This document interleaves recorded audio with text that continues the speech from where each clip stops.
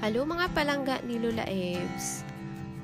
Karon nga video ako nang i-share sa inyo kung unsa ang among gibuhat ni Iba Chef before sila moabot gikan sa bakasyon ang among mga boss.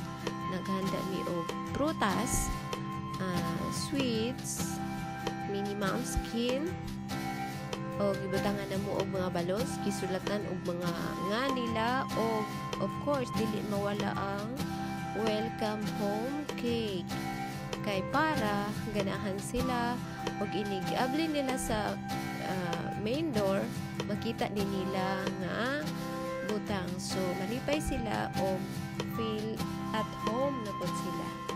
So ingon ana ni guys mga palangga ni Lola Ebs, every time nga magbakasyon sila na adjud ni pa-welcome. So, mo na among ginabuhat ni Iba Chef.